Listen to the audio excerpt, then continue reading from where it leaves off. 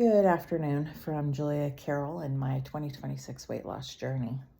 Today is Saturday, February 21st, 2026, and I didn't end up doing a video yesterday. Yesterday was kind of not such a great day. I had found out yesterday that my dad's sister, younger sister, had passed away on Thursday evening, my Aunt Billy. And so it was not unexpected. I knew it was coming. I had known, since probably Wednesday. I knew it was coming. It's just when you hear it, it's kind of a shock. Plus, given that this particular aunt is actually younger than my dad, almost 7 years younger than my dad. So 7 years. I think she was 85 and my dad is 92. So she's 7 years younger. So for her to pass away before my 92-year-old dad felt kind of weird. In fact, that's sort of the thing that kind of threw me and kind of shocked me. Out of the 5 siblings that my grandparents had, my dad's the oldest, then there were 3 sisters, and then 23 years later, when my dad was 23, his youngest sister was born, my Annie Lane. So out of the 5 siblings, there are only 2 remaining. And my dad's 92, going on hospice. So chances are he probably won't make it to 2027. Chances are. So I feel very sad for my Aunt Elaine because she's probably going to end up being the last sibling standing. And I think that's kind of a painful place to be. So, it's kind of I won't say rattled me, but it kind of did. It kind of felt not so good knowing, the kind of the matriarchs and patriarchs of our family have died and are dying. And a couple of weeks ago, maybe a month or 2 now, I came across some old photographs. I was organizing some photographs I had. And there was a photograph from a Christmas years and years ago. We were all at my Aunt Billy's house for Christmas. And another aunt of ours, Aunt Nadine, who lived in Arkansas, she was a seamstress, made her living that way. She had sewn us all the same type of shirt, cowboy shirt. And we all wore the same cowboy shirt. We took this photograph. And, my parents were in it, my brother and I, my Aunt Billy, her husband, Uncle Mario, and their 2 kids, Bertina and David, were in this photograph along with both grandparents, my dad's mom and dad, and then my Annie Lane. We're all in this photograph. And I was maybe 12, maybe 10, 12-ish. So my brother's 2 years older. My cousin David is, between my brother and I. So he's a year and a half, he's almost 2 years older than I am too. More like a year and a half. And so, they were probably 13. I might have been 11-ish, something like that. Maybe 12. I mean, it's not, we were teenagers, but young teenagers.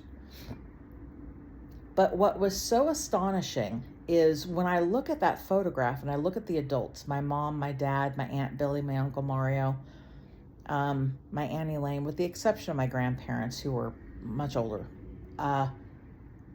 all of the adults in that photograph are younger than I am right now, sitting on this couch right now. I am 53, almost 54. My brother is going to be 56 in April. I'll be 54 in April. My cousin Dave, I don't know, he's 55 himself or something. My cousin Bertina, I think, is like 4 years older than that, so she's late 50s. My Annie Lane is pushing 70. My dad's 92, almost 93. So when I look at that photograph and I think in this photograph, all of the adults who were the adults in the family, they're younger than I am right now sitting here. And it was just so astonishing to think that, they're younger than I am now. And they seem so old. I remember as a kid thinking, oh, they're so old. And now I'm the same age they are.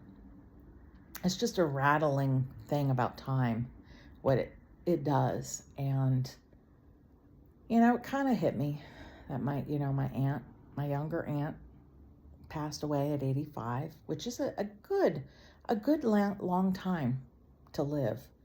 And I certainly don't want to die prematurely myself. And I'd be happy to go to 85 and stuff, which is still 30 years from now. So it's quite a ways away. It's kind of a reflective moment about death and dying, and how we should think about our family and our loved ones while they have time to hear. You know, my dad has always been a good man. He's a good man. He's been a wonderful father, wonderful husband. He was and is a good man.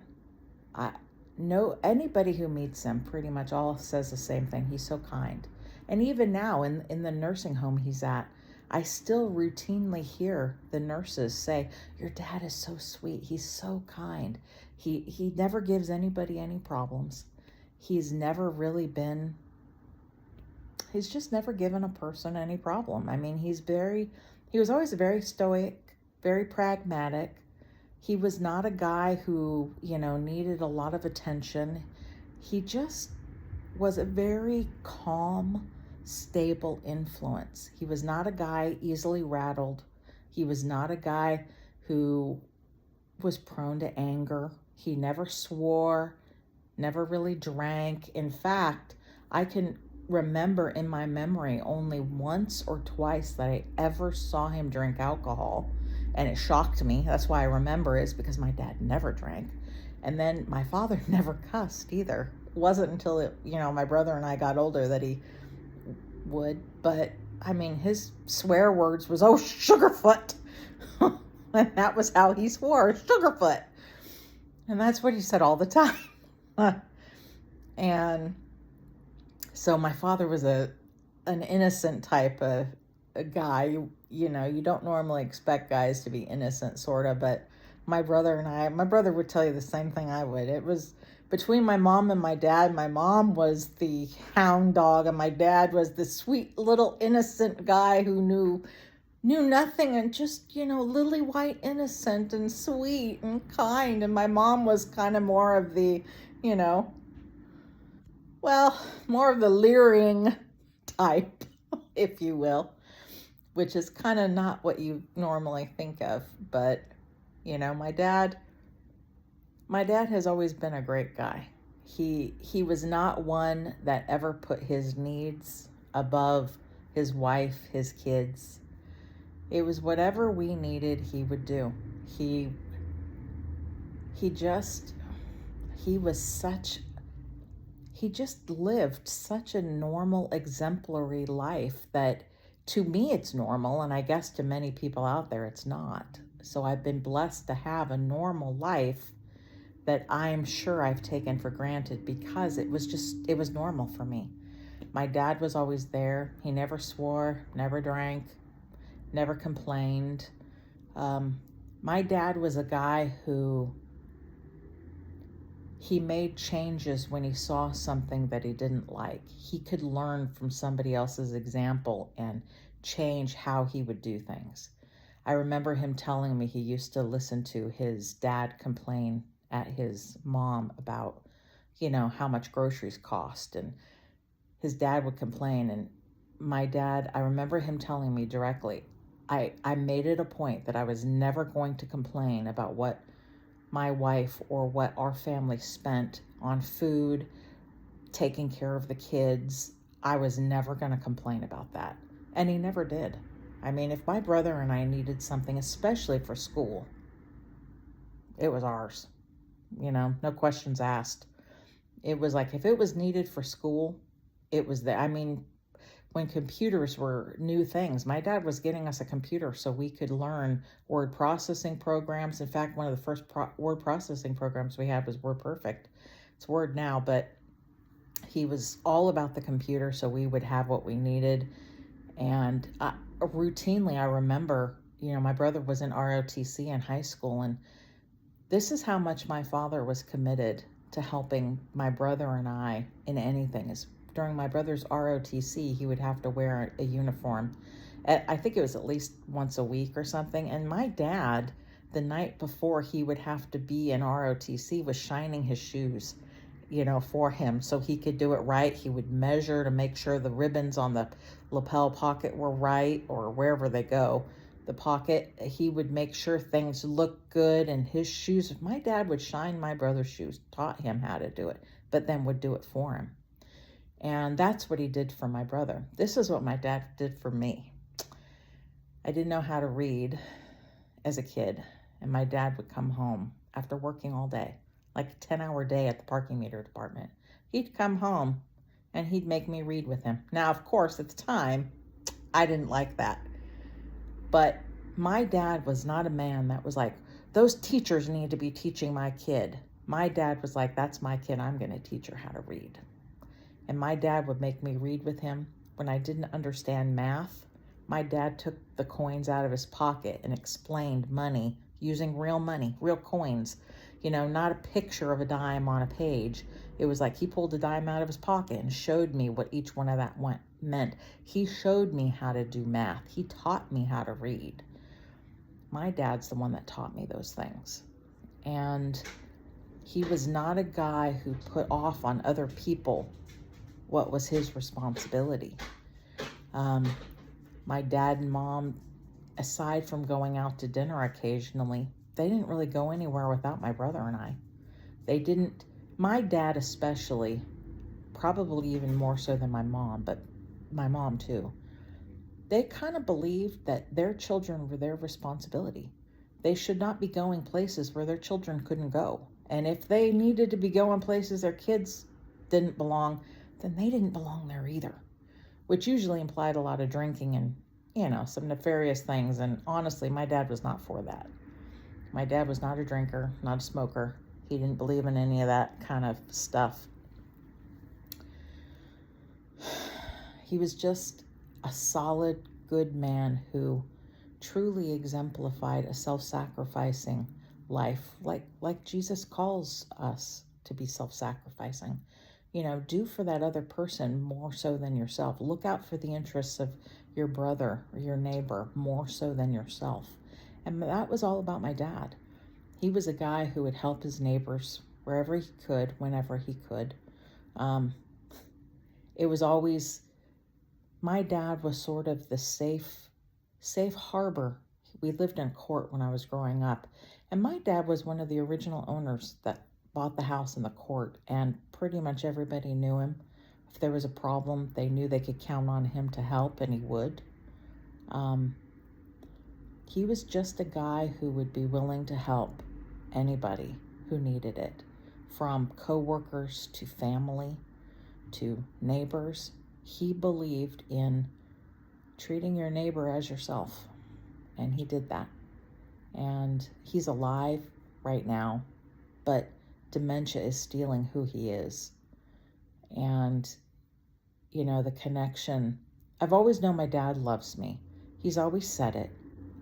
And I've always felt the pride he had in me and my brother. Lately, though, the last few times I've visited with him, I don't feel that same connection anymore. I won't say he doesn't care. It just feels like he's not understanding. Half of the time, I don't know if he recognizes that I'm his daughter or he thinks I'm his sister. So it's sort of, I don't feel the same connection. Dementia has definitely stolen away who he is, who he was, his talents, and it's been replaced with a guy who just is confused often about things around him. It's hard to talk to him. He not only can't seem to process, but he has a hearing problem. So even just trying to get him to hear the words is difficult. But if he can hear the words, half of the times it's sort of, I don't know that he understands what you're trying to say. And I know deep down that he loves me. I know he's proud of me. It just hurts that he's not who he once was, and it's sad. And so we're embarking on probably the end of his life. He's been referred to hospice, and in fact, a hospice nurse is going to be coming to visit him tomorrow with my brother and I. So we'll get an idea and be able to ask questions about what this means, what's going forward. I'm just at a place where I'm sad that my father's life is coming to an end. It's closing. I don't know how much longer he has. Could be 6 months. I don't know. But it won't be a good 6 months. However long it is, it won't be good. There's no... I wish I had appreciated him a little more when he was cognizant and lucid. Especially now that he's not those things. It's difficult. So I know my brother had done a video on his dog walking author channel where he said, you know, if you care about somebody, tell them sooner rather than later. You don't know when later is going to be. And I kind of wish I had been a little kinder to my dad during his illness than I have been. I wish I'd been kinder. But I know he forgives me and I know he loves me. And I would encourage anybody who's got loved ones that, you know, spend the time, take a deep breath, forgive. We're all just trying to do the best we can, and sometimes it's better than other times. So if you got a loved one, reach out, tell them you love them, you admire them, and you're glad they're in your life, because in a blink of an eye, they may not be. Time marches on in weird ways. So that's all I got to say today. I don't have too much to say from a weight loss standpoint. I'll do a little more of that tomorrow. But anyway, take care from Julia Carroll and my 2026 weight loss journey, or in this case, my 2026 father on hospice journey.